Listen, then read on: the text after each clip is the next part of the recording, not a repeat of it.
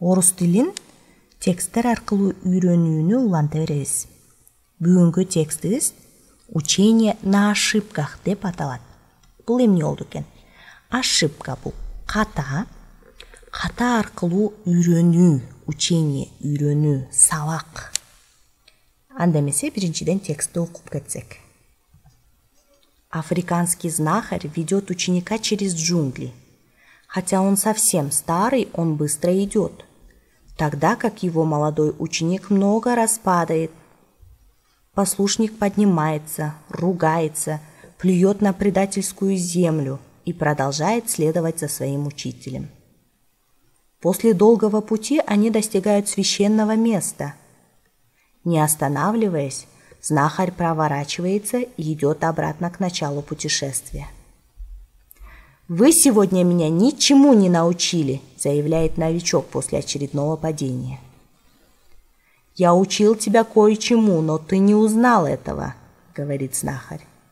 «Я пытаюсь научить тебя тому, как поступать с жизненными ошибками». «И как я должен с ними поступать?» «Так же, как и должен был поступать с этими падениями», — ответил знахарь. «Вместо того, чтобы проклинать место, где ты упал, ты должен попытаться обнаружить то, что вообще заставило тебя упасть». Аны эмесе котор баштасак. Африканский знахарь деген бул ким болду экен? Африканский бул африкалык, знахарь бул жана эмчи, бакшылар, тамырчылар, ведет ученика через джунгли. Өзүнүн кимди? Окуучусун, өзүнүн шакиртин, жолун жолдоочусун. Джунгли деген бул Африкадагы же болбосо баягы Түштүк Американын джунглилер, токойлорун айтып жатабыз ошондо. Джунглилерден аралап алып бара жатат, ведет алып бара жатат. Через деген ошол аралап, аттап, ошону кесип деген мааниде, кесип өтүп дегенде. Ошо джунглини аралап алып бара жатат. Хотя он совсем старый, ал таптакыр картаң болгону менен, хотя деген бул болгону менен, ошондой болсо да деген маанини билдирет. Совсем таптакыр, старый, картаң. Он быстро идет, ал бат-баттан басып бара жатат. Тогда как его молодой ученик много раз падает. Тогда как деген ошол эле убакытта анын жаш окуучусу, шакирти көп жолу жыгылып жатканда. Ошондо картаң мугалими тез кетип баратат, ал эми окуучусу улам эле жыгылып атат. Послушник деген бул жерде слушать, угуу деген сөздөн чыгып, угуучусу, окуучусу, жолун жолдоочусу деген мааниде айтылган. Поднимается, көтөрүлүп, ошо жыгылган жеринен туруп, ругается, ошондо урушуп сөгүнүп деген мааниде, плюет на предательскую землю дейт. Предательскую ошо саткынчы жерге түкүрүп жатат. Ошо аны сатып жыгытып жаткан. И продолжает следовать за своим учителем. Өзүнүн мугалиминин аркасынан кетүүнү улантып жатат. Продолжает следовать деген кеткенди продолжает улантып жатат за своим учителем, өзүнүн мугалиминин аркасынан. За предлог бул жерде аркасынан деген маанини билдирет. После долгого пути они достигают священного места. Көп жолдон кийин, узак жолдон кийин, после, кийин, андан кийин деген маанини билдирет.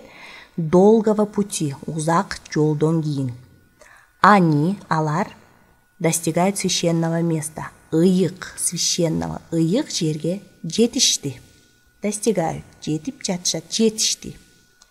Не останавливаясь, токтобостон, не останавливаясь, токтобостон, знахарь, эмчи, поворачивается, кайрылып, и идет обратно к началу путешествия. Кайрадан, каяка барат экен? К началу путешествия. Саякат кылган башына кайрадан кайтып барат. Обратно кайрадан кайтуу. К началу, начало башына, путешествие, саякаттын башына. Вы сегодня меня ничему не научили. Сиз бүгүн мени Ничему, эч нерсеге үйрөткөн жоксуз. Не научили. Заявляет новичок после очередного падения. Заявляет деген бул жерден айтып жатат, билдирип жатат. Бул катуу баягы илеп белгиси менен билдирип атат. Новичок бул новый деген сөздөн кетип, жаңы келген окуучу, жаңы бир жерге кирген адамды новичок деп койсок болот. Ошо жаңы келген окуучусу кайрадан жыгылгандан кийин, после очередного падения. Я учил тебя кое-чему. Мен сени бир нерсеге, кое-чему, бир нерсеге үйрөтүп жаткам. Но ты не узнал этого.